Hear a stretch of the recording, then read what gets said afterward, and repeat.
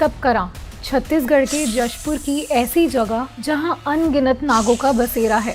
ऐसा माना जाता है कि जंगल के बीचों बीच एक शिवजी का छोटा सा मंदिर है और उसी मंदिर के नीचे है एक रहस्यमयी गुफा।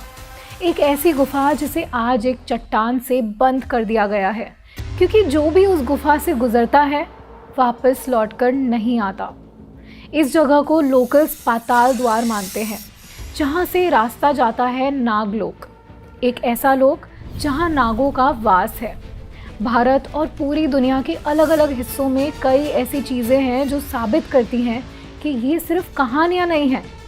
आज भी कंबोडिया, मणिपुर, श्रीलंका, नागालैंड, बाली जैसी जगहों पर कई ऐसे लोग हैं जो कहते हैं कि उनके पूर्वज नाग थे। नागों को बहुत दिव्य माना जाता है और इनकी पूजा की जाती है। हमारे पुराणों में नागों से जुड़ी कई कहानियाँ हैं जो नागों के महत्व को समझाती हैं। तमिलनाडु में वलियमपराई केव्स पर काफ़ी सारे छोटे छोटे पत्थर के घर बने हुए हैं। लोकल लोगों का कहना है कि सदियों पहले एक प्रजाति के लोग यहाँ आए थे और हमारे साथ रहते थे। पौराणिक कथाओं के अनुसार नागों के पास बहुत सिद्धि और धन होता था। वो इंसानों के साथ ही रहते थे और उन्हें अपना ज्ञान दिया करते थे, ब्रह्मांड का ज्ञान, प्रथाओं का ज्ञान और जीवन चक्र का ज्ञान। विष्णु पुराण के अनुसार ऋषि कश्यप की कई पत्नियां थीं। उनकी हर पत्नी ने अलग अलग प्रजातियों को जन्म दिया था। उनकी पत्नी अदिति ने देवताओं को जन्म दिया था। उनकी एक पत्नी से असुरों का जन्म हुआ था, तो एक से पेड़ पौधों का। ऋषि कश्यप की पत्नियों में से देवी कद्रु को नागों की माता माना जाता था। अथर्ववेद में कहा गया है कि नाग प्रकृति के रक्षक होते हैं। वो नागलोक में वास करते हैं जहाँ सूरज की रोशनी नहीं पहुँचती, पर उनकी मणि की चमक से सारा लोक जगमगाता रहता है। महाभारत के संभव पर्व के अनुसार एक बार दुर्योधन ने गंगा के तट पर एक शिविर लगवाया। वहां कुश्ती, निशानेबाजी जैसे अलग अलग खेलों का आयोजन किया गया, पर हर खेल में भीम बड़ी ही आसानी से सभी कौरवों को हरा देते थे। ये बात दुर्योधन को बहुत खटक रही थी। वो भीम से जलने लगा, उससे घृणा करने लगा और इसी के चलते उसने एक षड्यंत्र रचा। उसे पता था भीम खाने के शौकीन है। उसने भीम के खाने में जहर मिला दिया, जिसे खाने के कुछ समय बाद ही उनकी मृत्यु हो गई। इसके बाद दुर्योधन ने उन्हें नदी में फेंक दिया। इस कहानी के अनुसार तब नाग ही थे जिन्होंने उनकी जान बचाई।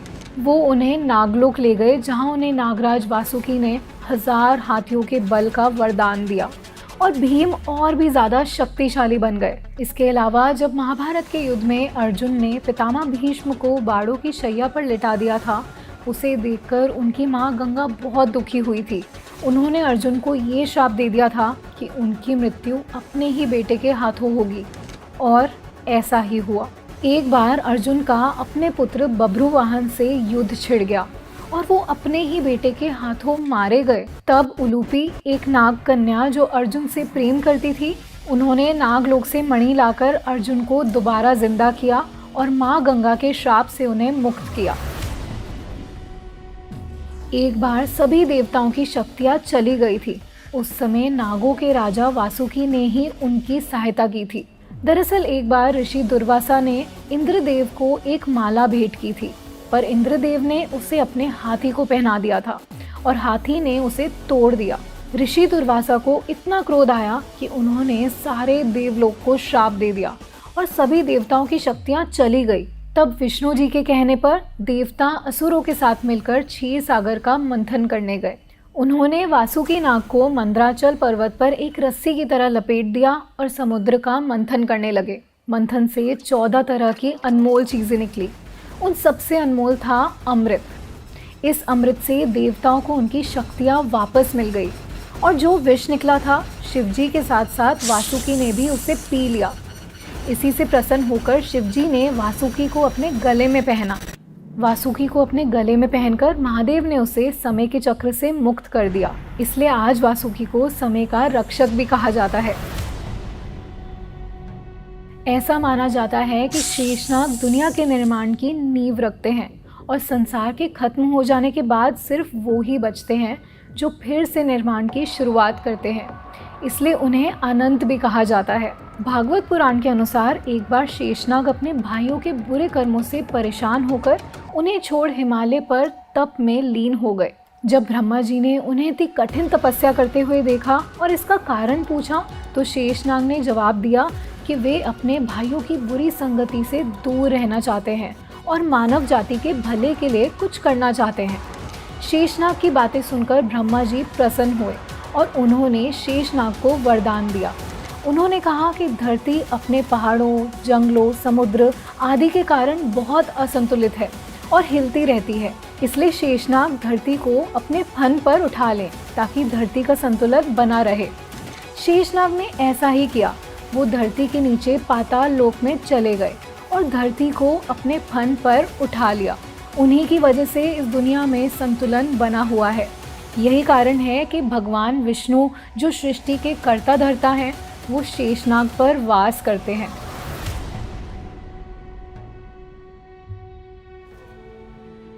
दुनिया के ऑलमोस्ट सभी कल्चर्स में नागों का वर्णन है। हर सिविलाइजेशन में नागों को इम्पॉर्टेंट दर्जा दिया गया है। इजिप्शियन कल्चर में कई सारे सर्पेंट गॉड्स और गॉडेसेस के बारे में बताया गया है, जिनमें से एक कोबरा की तरह दिखती हैं। ग्रीक कल्चर में भी काफ़ी half human half reptilian gods हैं। माना जाता है कि चाइना में ड्रैगन्स का एवोल्यूशन भी नागों से ही हुआ था। इसी के साथ America, Australian, Asian, Islamic, African, Mexican और भी कई सारे कल्चर्स किसी न किसी तरीके से नागों को इम्पोर्टेंस देते हैं। कुछ लोगों का मानना है कि नागों ने ही पृथ्वी पर मानव सभ्यता की शुरुआत की थी। उनका कहना है कि नाग ही सबसे पहले रूलर्स हुआ करते थे। नागों को बहुत बुद्धिमान माना जाता है। ऐसा माना जाता है कि नाग स्पिरिचुअल एनर्जी से अट्रैक्टेड होते हैं। लेकिन कई कल्चर्स और हमारी मूवीज़ में भी नागों को एक नेगेटिव रूप में दिखाया जाता है। जलन की भावना रखने वाले और बदला लेने वाले जीवों की तरह दिखाया जाता है। क्रिश्चियनिटी में तो नाग को ईविल और डिस्ट्रक्शन का सिंबल माना जाता है। एक ऐसी प्रजाति जो आधी इंसान है और आधी रेप्टिलियन। किसी की अपर बॉडी इंसान की है और लोअर बॉडी एक नाग की, किसी का सिर्फ सर नाग का है और शरीर इंसानों का। ऐसी कई अलग अलग तरीकों से नागों को दिखाया जाता है। आज भी नागों को एक बहुत ऊंचा दर्जा दिया जाता है। नाग पंचमी पर उनकी पूजा की जाती है। ऐसा माना जाता है कि किसी नाग को हानि पहुंचाना बहुत बुरी बात है। इसके पीछे कुछ लोगों का कहना है कि जो नाग सदियों पहले इंसानों के बीच रहते थे, वो आज भी हैं और इन्हीं सांपों के रूप में रहते हैं। कुछ मानते हैं कि वो अपने नागलोक लौट गए, कुछ मानते हैं कि वो इंसानों का रूप लेकर हमारे बीच रह रहे हैं। आपके इसके बारे में क्या थॉट्स हैं, हमें कमेंट्स में बताएं। और अगर वीडियो पसंद आया तो इसे लाइक और शेयर कीजिए और ऐसी ही अनदेखी, अनसुनी और अनकही कहानियों के लिए राज को सब्सक्राइब कीजिए।